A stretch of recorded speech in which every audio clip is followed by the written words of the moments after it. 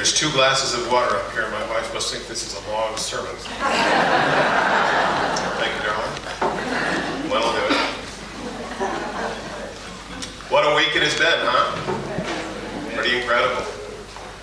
I've really enjoyed this week. Everyone kept asking me, am I exhausted? Which is a fair question to ask an introvert. Am I exhausted? I actually find myself more energized than I think I have been in a very long time in my life. This ministry feels good and compelling. It feels right. It feels like now is the time. As many of you know, I like to share a few stories as I go along in my preaching career, and this one actually happened about a year ago with our church in New Orleans, the First Unitarian Church of New Orleans. And they were having a worship service, as they would at the time of day that is put aside for worship. And they were in their most sacred time of prayer and meditation. And visitors had come that Sunday, that special Sunday. It was a summer Sunday. They'd come in wearing jackets and buttoned-up shirts. Of course, that's a little strange for a Unitarian Universalist congregation. Today's an exception, of course.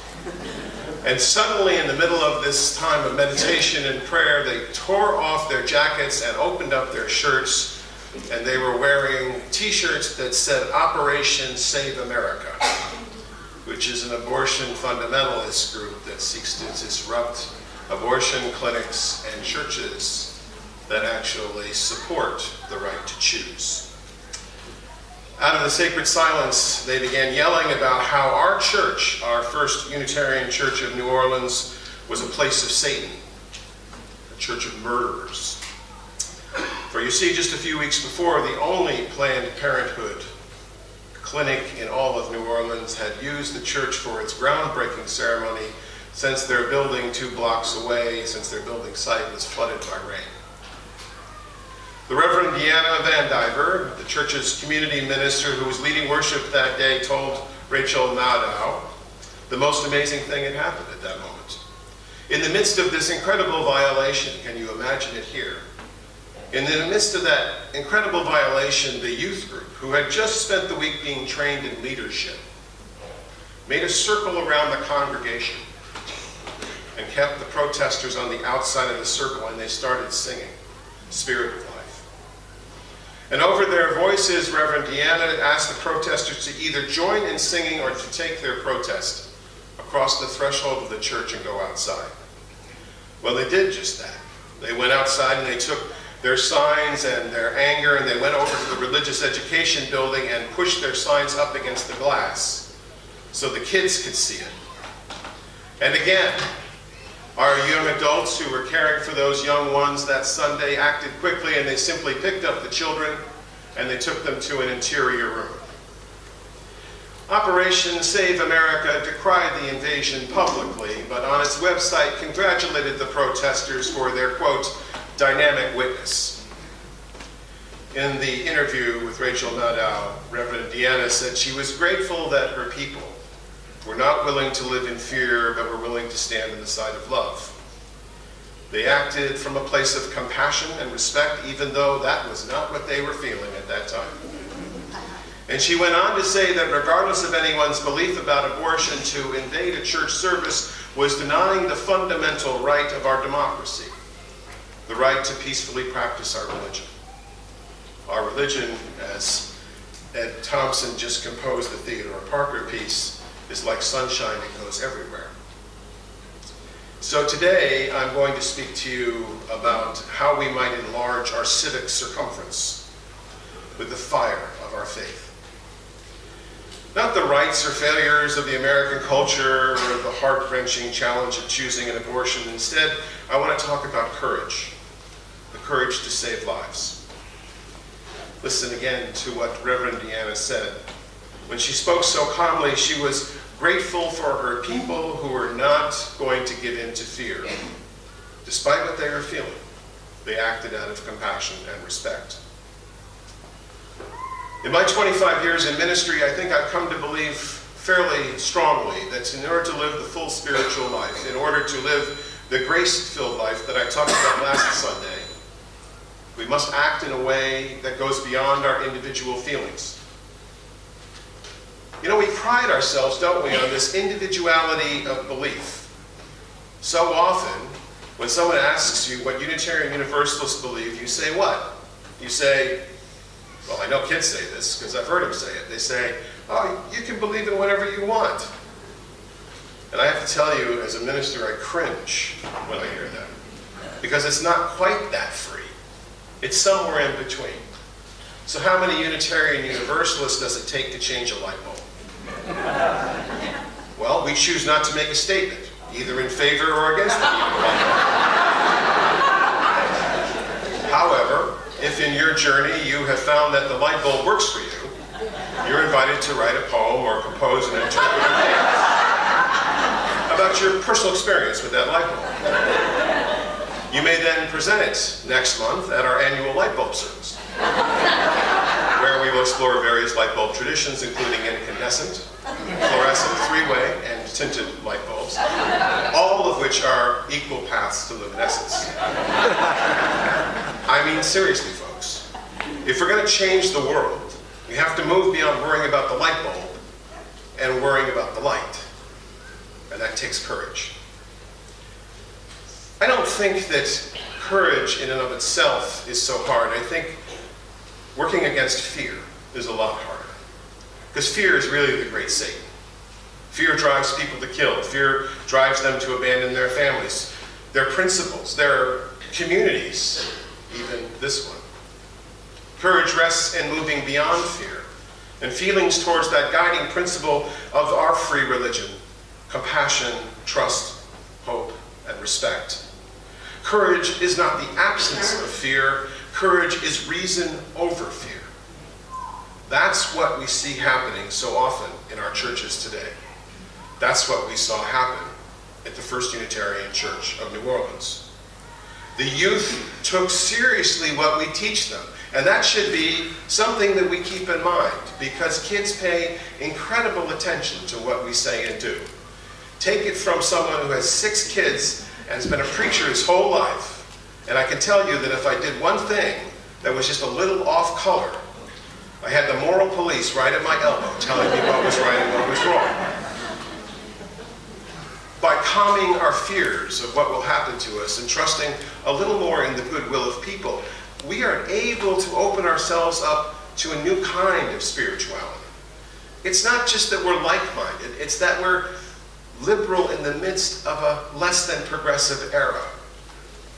I think that there's also some fairly outstanding evidence that suggests that if we act courageously, if we act virtuously, and kindly, we actually can train our brains to look at the world a different way. What Dr. Jeffrey Schwartz, who is a professor at UCLA, calls the courage muscle. We could all use a little more courage muscle. I know I could. Many of us have been following the tragedy and riots in Baltimore this past week. And it might be easy for us to dismiss the riots or violence as a lack of law and order, or even to admit that it's fueled by our inherent racism, so far removed from our world here in Westport. But dismissals are a way of fear, not courage. Baltimore, my friends, is everywhere in America. It is everywhere. And we have a part to play in facing up to racism, a part to play that is in all of us. My colleague, the Reverend David Carl Olson, who is the minister of the First Unitarian Universalist Church in Baltimore, I might add, the church where William Ellery Channing first preached his landmark sermon, Unitarian Christianity, that began our religious movement, where David Carl Olson, after the riots in Baltimore, wrote this to his colleagues and friends. He said, after the war on drugs, after so-called zero-tolerance policies by police that have, as he points out, criminalized childhood in Baltimore, this city has come to snatch up its streets again. And he reported that men and women and children, black and white, robed Catholic priests, Baptists, Methodists, Unitarian Universalists, gays marching along with the high school pom-pom squad, shaking their own pom-poms in skin-tight neon green suits, while people were cheering them on. This is also Baltimore, he said. This is what courage can do when it overcomes fear.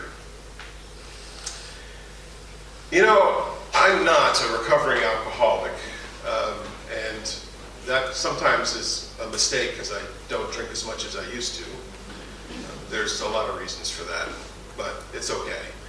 I love some of the sayings that come out of Alcoholics Anonymous, which I think is probably the most effective church in America, if I can be quite honest about it. And one of those sayings is that you have to fake it to make it. Fake it to make it. I'm sure that the Unitarian Universalists in New Orleans or in Baltimore really wish that this wasn't happening to them at that particular moment. They would just as soon have stayed home in bed. But being a liberal religion isn't easy, and it's certainly not timely. I have been to many, many protests in my life, many organized by communities of color, and I can remember trying to get my own people excited about going, and they say, well, if I could have had another week's notice. I mean, I can't quite get it into my calendar yet. And justice isn't about being timely. We often get lost also in arguments about what we do or don't do or fail to do, and we get lost in words and semantics. Robert Frost, a great poet, and also a great Unitarian, once said that liberals are often so broad-minded that they forget to stand up for their own side. I've seen it happen. They start arguing with themselves. But we can do so much better than that. We here can move beyond our fear of change into a trust and love that is far beyond just the spiritual center of this beautiful church, out into the civic communities of which we're a part. And don't be locked in by geography here. That's not what I'm talking about. We're part of communities that reach far beyond Westport, far out into the world. Unitarian Universalist communities, Unitarian Universalist Service Committee, Allies for Color, which is a new organization that we have helped found. All the different organizations that are beginning to emerge in a progressive era that is just waiting to be reborn, and we here are the vanguard of that.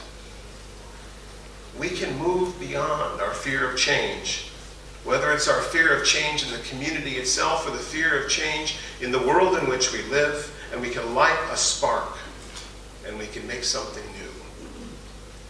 In his book, A People So Bold, my good friend and colleague John Millspaugh reminds us that it's not just the principles we live by, but how we act on those principles, which is why they can never be fully achieved. Some people will hold up the principles of the Unitarian Universalist Association, those beautiful 7 principles, and will say, well, we're not doing a very good job living up to this, are we? But you're never going to achieve the principle. It's a guiding light. It's a flame that burns, that has dimension.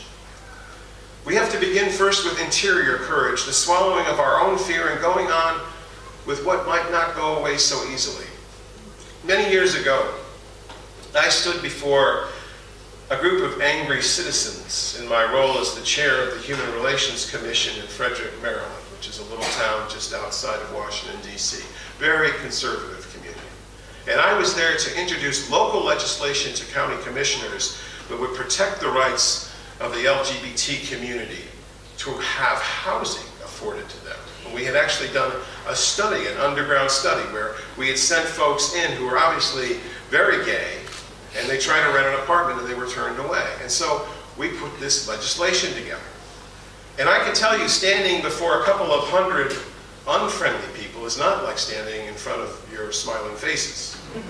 I can tell you the last thing I wanted to do was take comment from that group. Run for the hills was more like it. But I stayed. I stayed because my spiritual center was pushing at my civic circumference. I stayed because I thought of people like Theodore Parker, who in his work to help runaway slaves find their way out of slavery kept a loaded pistol on his desk. I stayed because of the heritage of Elizabeth Cady Stanton or Susan B. Anthony, or any of the suffragettes who worked towards change when a male world would have it any other way. I'm sure Reverend Deanna and Reverend Olson would have just assumed not deal with the haters. I'm sure that they would have not wanted to even be there, but they were. And while I'm at it, I'm sure that your beloved trustees, well, I can just go ahead and say this because I'm here, that your beloved trustees are working mightily to keep your church alive and functioning and well. And I could bet some days they would just as soon not go to that meeting. Thank you very much. But they're here too, as you are today, for courage, because courage is what makes us liberal, really. Our spiritual formation, our liberal religion, calls on us to proclaim our principles over fear, in the light of faith, to represent, as our chalice does, that very embodiment of our principles. This fire that burns at the center of who we are. Now, we like to make fun of ourselves. We like to have a little laugh here and there. We like to think we're really quite special, don't we? We do. We think we're different. Everyone, by the way, they've done studies on this, that most people think they're above average. I think I'm an above average preacher. But so do at least 2/3 of my colleagues. And I noticed here one of the things that I've been studying your liturgy, which is the way you do your order of service, and I've been intrigued at where you do announcements. This is the bane of existence for many churches. Many congregations don't know what to do with announcements. The congregation in California that I serve right now, we do announcements at the beginning. Well, I need to start the church half an hour early because the announcements just go on and on and on and on. And I looked up a little guide to what different religions say about announcements because I thought it might be instructive for us. The Buddhists say that all announcements are suffering.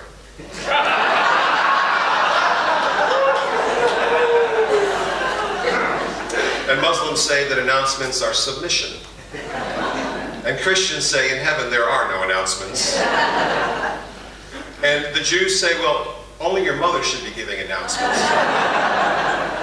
And of course the Unitarian Universalists say that in the interdependent web of all announcements, each one has its own worth and dignity. We do think we're different, don't we?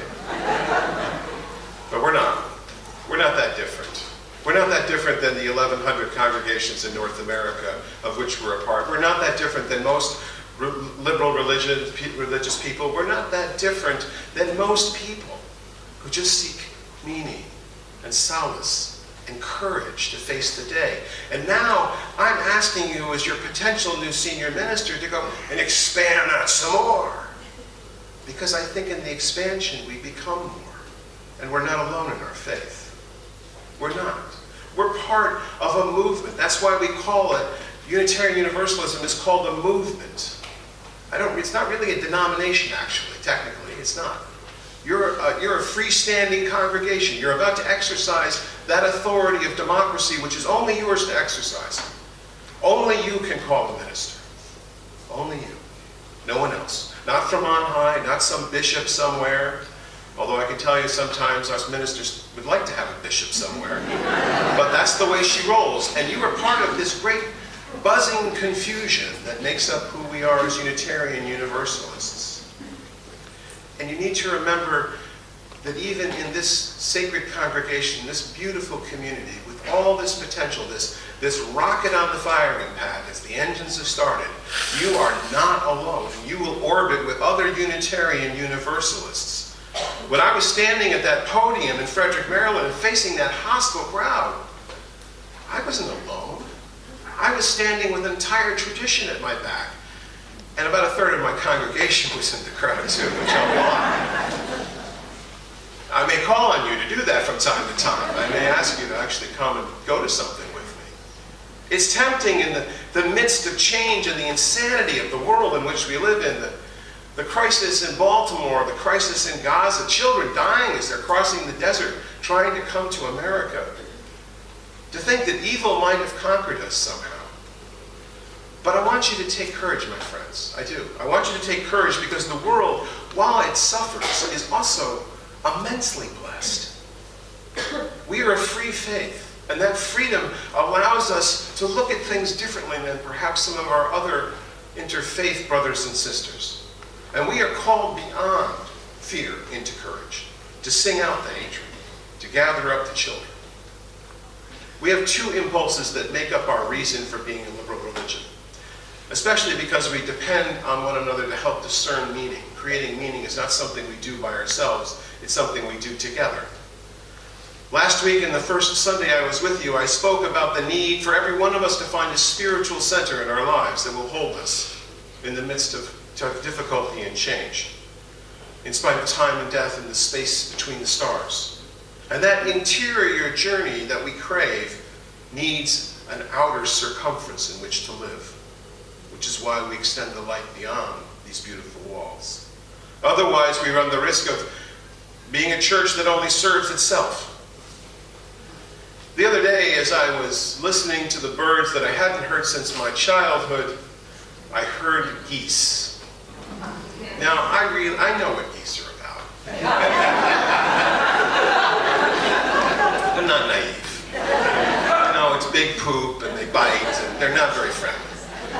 But I have lived almost my entire ministry by what is known as the 3 laws of the geese. Here are these Canadian geese, these really nasty birds, making the perilous journey from south to north and back again, every year, back and forth, thousands of miles, with nothing more than instinct. How do they survive and manage to keep going? Well, the first law of the geese is that they care for the fallen. If a goose falls, the entire flock goes down to help the one who has fallen. That's what it means to be part of a Unitarian Universalist congregation. And I said sometime during this week, I said, you know, it just may not be about you. It might be about us. And that's a different way of looking at things. Secondly, geese take turns being the leader. There's not always somebody, the same goose is in the front. They switch around a little bit. We call those elections. Shared leadership is the sign of a liberal and progressive faith, and it's a sign of courage. I don't need to tell the trustees in the room here that it takes courage to be a trustee. You have to stand up in front of people. They're not always nice.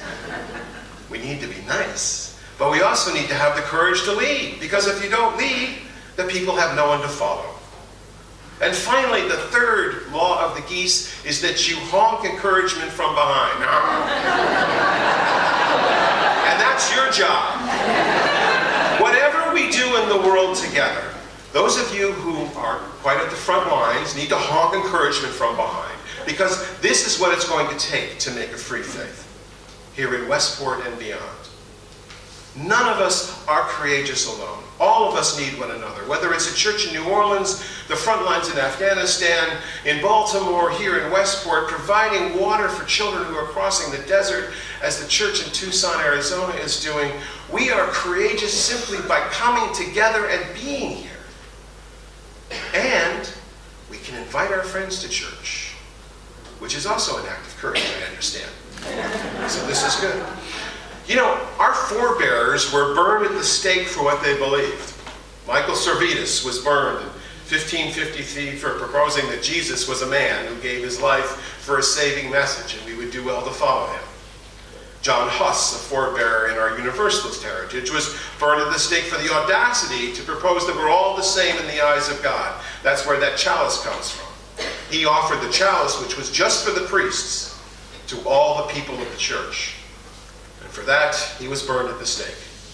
The Reverend James Reeb, who was martyred 50 years ago during a march on Selma by white thugs, standing with his African-American sisters and brothers in the cause of justice. Viola Luzo, one of our more active lay people from Detroit, was shot by the KKK as she drove to Montgomery to pick up weary marchers. Our people have actually died to bring this message to us. And the Reverend Jason Sheldon, whose song Fire of Commitment we're going to sing in a moment, said once to me, what would we be persecuted for today? What would we surrender our lives for today? What can we save? And who can we save with our courage? I believe that we are here literally to save lives. I don't think that's hyperbole. It might even be your own. We need the light and the heat of our faith to carry us forward. A few years ago, a middle-aged man started coming to my congregation in California. He was an aide to one of our elders. His name was Roland. He was Haitian.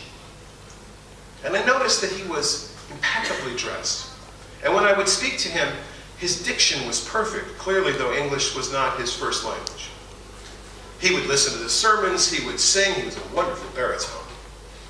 And after some time, he asked me for an appointment. He'd been coming about 3 or 4 months along with the person he was taking care of.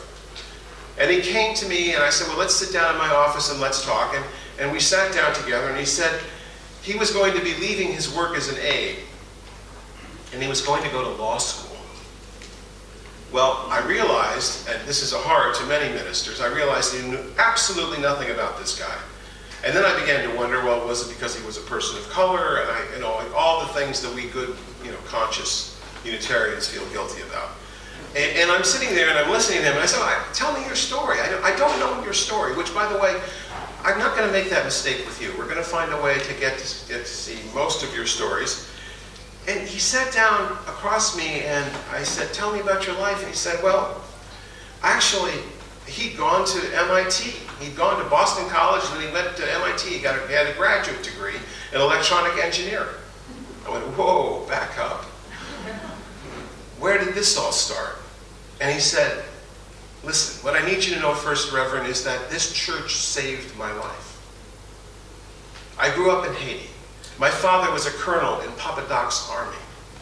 One night, a band of armed men came to our house. They dragged my father out of the house and they shot him. Then they dragged my older brother out of the house and they shot him.